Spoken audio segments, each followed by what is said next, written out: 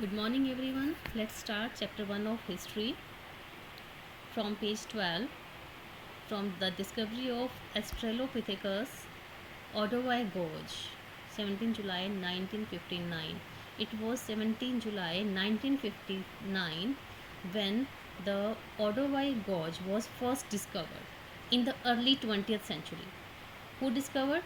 A German butterfly collector. However, Odovi has come to be identified with Mary and Louis Leakey, who worked here for over 40 years से यहाँ पर काम कर रहे थे. उससे ज़्यादा टाइम हो चुका था काम करते हुए. It was Mary Leakey. ये मैरी लीके थी who directed archaeological excavation at Odovi, जिसने कि archaeological excavation को डायरेक्ट किया Odovi में and Laetoli में.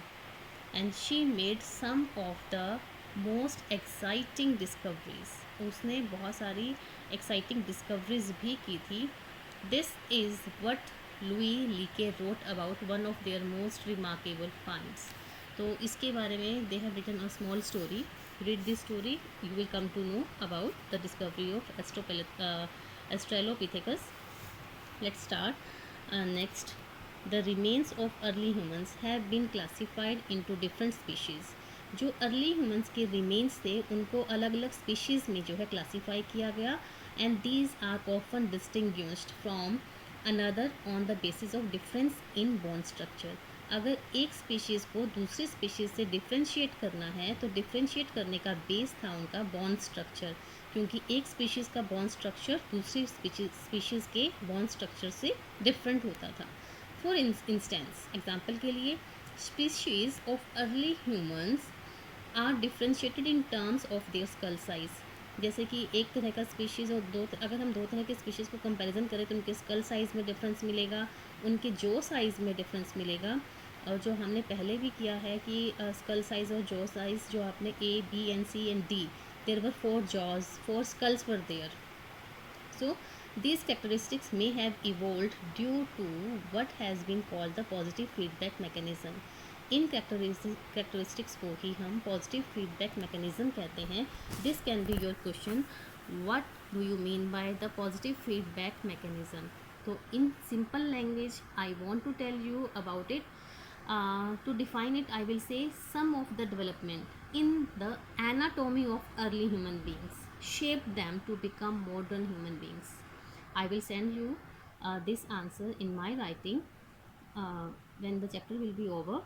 So जो कुछ ऐसे एनाटॉमी मीन्स बॉडीली स्ट्रक्चर में, जो अर्ली ह्यूमन के बॉडीली स्ट्रक्चर्स में कुछ ऐसे डेवलपमेंट्स होते हैं जिसकी वजह से उसको हेल्प मिलती है मॉडर्न ह्यूमन बीइंग बनने में. तो ये है positive feedback mechanism. This developments are together called positive feedback mechanism. तो ये कौन से थे हमने पढ़ा कि जो पहले इंसान था वो क्या था, 4 पाँव पे चलता था, है ना. तो सबसे पहला जो है पॉजिटिव फीडबैक मैकेनिज्म में आता है, फर्स्ट पॉइंट है बायपेडलिज्म. बायपेडलिज्म मीन्स जब जो है अर्ली ह्यूमन 2 पाँव पे चलने लगा तो bipedalism help to use less energy for hunting, carrying infants and making and using tools.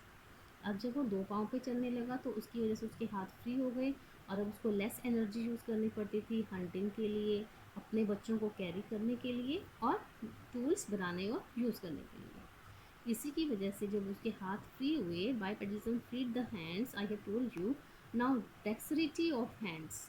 जो हैंड्स की डेक्सरिटी थी निपुणता थी वो इम्प्रूव हो गई. उसी gripping power of hands also improve and running became easy.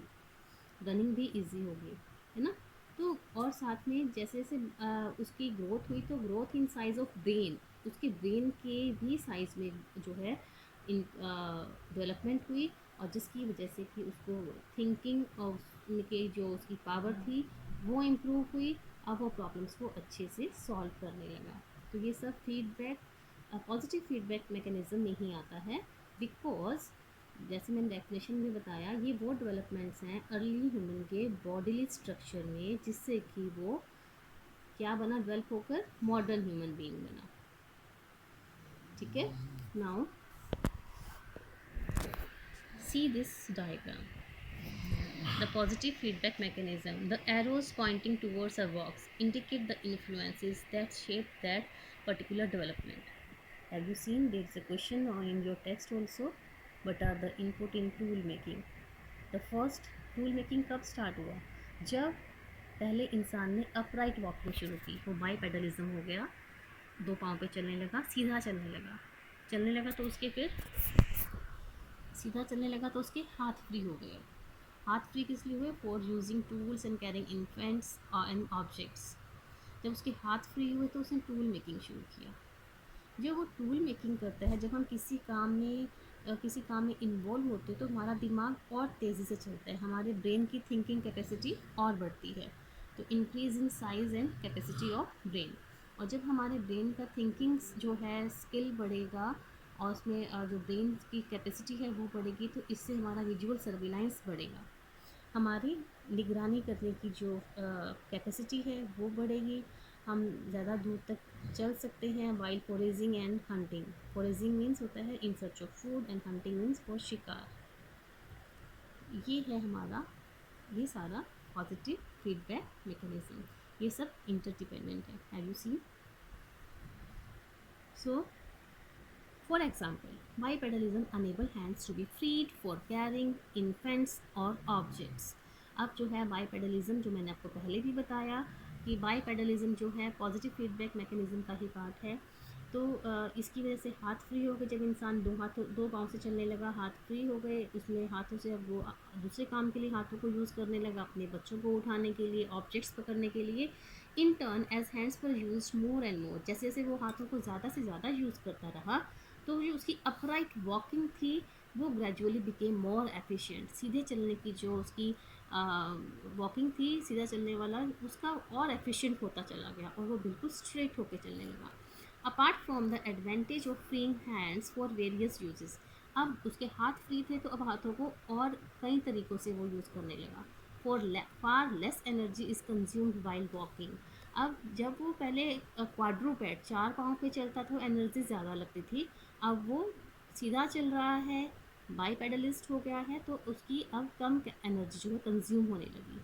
However, the advantage in terms of saving energy is reversed while running. लेकिन रनिंग करते हुए ये थोड़ा सा रिवर्स हो जाता है। जो क्वाड्रूपेड्स होते हैं वो हमसे ज़्यादा तेज़ दौड़ते हैं बजाय कि दो पाँव पे चलने वालों के। There is indirect evidence of bipedalism as early as 3.6 MYA million year ago. This comes from the fossilized hominid footprints at लाइटोली। ये हमें प्रूफ मिलता है, एविडेंस मिलता है लाइटोली में और तंजानिया में, जो हम पढ़ेंगे सेक्शन कवर पर। एंड जो वहाँ पर फॉसिलाइज्ड होमिनिड के फुटप्रिंट्स मिले हैं उनसे क्लियर होती है ये चीज़ें। And then fossil limbs, limb bone, fossil की जो आगे के पैरों की, आगे के हाथों की जो लिम बोन्स मिले हैं, उनके फॉसिल्स मिले हैं। रिकवर्ड फ्रॉम कहाँ से मिले हैं? Hadar, Ethiopia, provide more direct evidence of bipedalism. इससे हमें एविडेंस मिला है कि यहाँ के लोग, जहाँ पर जो है अर्ली ह्यूमन जो है बाईपेडलिज्म हो चुका था उनका, वो दो पाँव पे चलने लगे थे, सीधे चलने लगे थे। They were using their hands for various works. Around 2.5 million years ago, with the onset of a phase of glaciation, glaciation means an ice age, when large part of the earth was covered with snow. 2.5 million years पहले जब glaciation phase शुरू हुआ अर्थ पर, तो अर्थ का जो है large part जो है बर्फ़ से कवर हो गया। अब जब कवर हो गया बर्फ़ से तो क्लाइमेट चेंज हो गया। There were major changes in climate and vegetation. अब वेजिटेशन में भी चेंज हो गया due to the reduction of temperature. Temperature कम होने की वजह से रेनफॉल कम हो गई, और रेनफॉल कम होने की वजह से जो है ग्रास लैंड एक्सपेंड हो गया। ग्रास लैंड जो है एरिया एक्सपेंड हो गया at the expense of forest की बजाय, बिकॉज फॉरेस्ट तो वहीं पर होंगे जहाँ पर रेनफॉल भी बहुत ज़्यादा हो और टेम्परेचर भी हाई हो। तो फॉरेस्ट की जगह को किसने रिप्लेस कर दिया? ग्रासलैंड्स ने। तो leading to the gradual extinction of early forms of australopithecus. अब जो है एस्ट्रेलोपिथिकस का एक्सटिंक्शन होने लगा because they were adapted to forest, क्योंकि वो तो जंगल में रहने के उससे अडेप्टेड थे। तो and the replacement bye species अब कौन से स्पीशीज़ ने उनको रिप्लेस किया, कौन से स्पीशीज़ आए एस्ट्रोलोपिथेकस की जगह पे that were better adapted to the drier conditions. ये वो थे जो कि ड्रायर कंडीशंस के अनुकूल थे, उसको अडेप्ट कर सकते थे। Among these were the earliest representatives of the genus Homo। अब ये कौन थे? ये होमो थे। अब हम होमो के बारे में पढ़ेंगे। Let's start. होमो कौन है? Homo is a Latin word जिसका मतलब है man.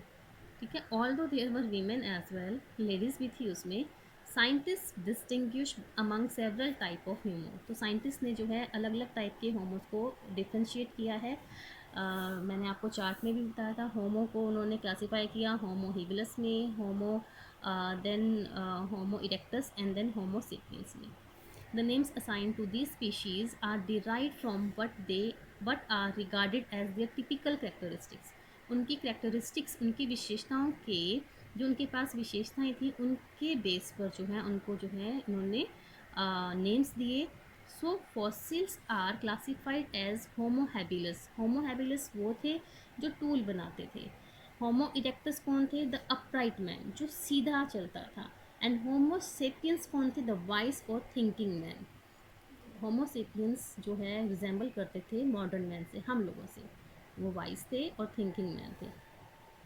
Fossils of Homo habilis have been discovered at Homo in Ethiopia। It can be your internal। Homo habilis के fossils कहाँ मिले हैं? एक तो मिले हैं इथोपिया में, एक जगह है ओमो वहाँ पर, और तंजानिया में मिले हैं ओडोवाई गोज में।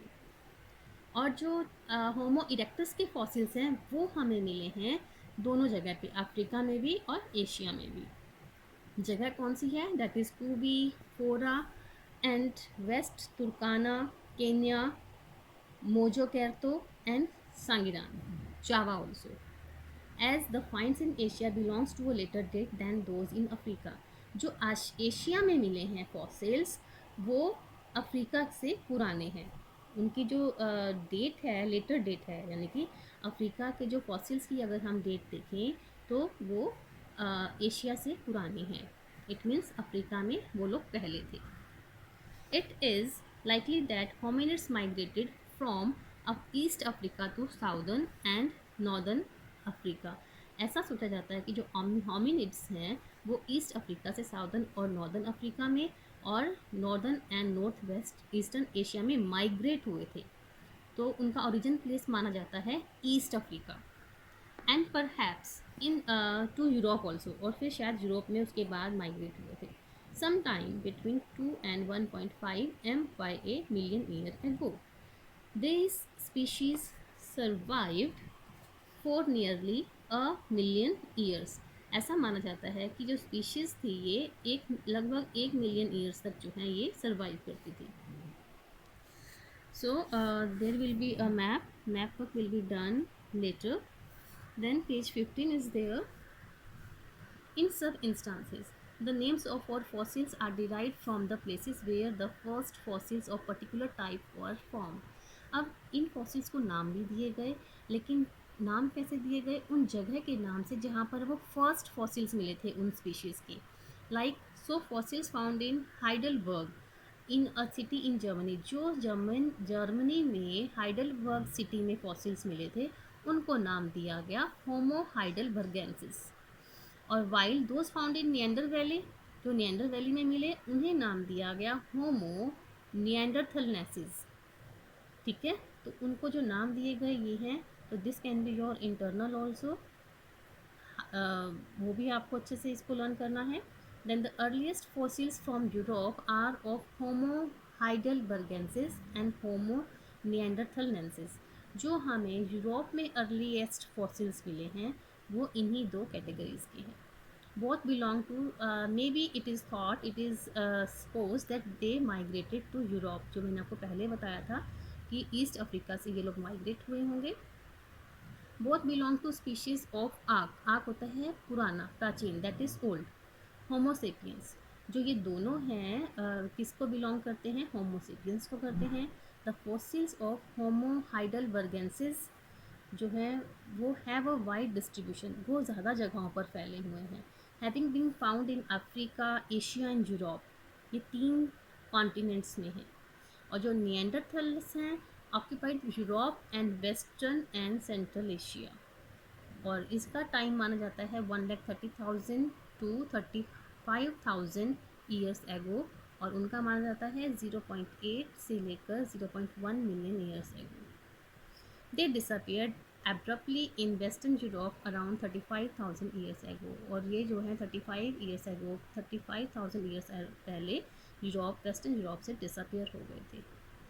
सो in general compared with australopithecus से अगर हम कंपेयर करते हैं होमोस को, then this is the question कि what is the difference between australopithecus and Homo. जब हम कंपैरिजन करते हैं, Homo have a larger brain, Homos का ब्रेन लार्जर है।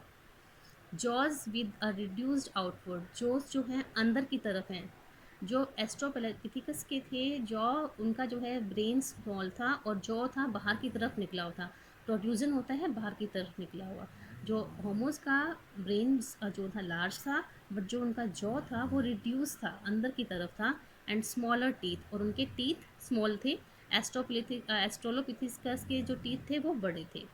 An increase in brain size is associated with more intelligence and a better memory. Increase in brain size का मतलब है कि वो उनकी इंटेलिजेंसी ज़्यादा थी, वो बेटर मेमोरी थी उनकी, होमोस की। So they were developed from homos जो से थे इनसे डेवलप थे। The changes in the jaw and teeth were probably related to difference in dietary habits. ऐसा माना जाता है कि इनके जो जॉज में और टीथ में जो है चेंजेस थे वो डाइटरी हैबिट्स के थे। जो उनके खाने के तरीके थे, खाने की जो आदत थी, उनकी वजह से उनमें ये जो चेंजेस आए। See there is a table.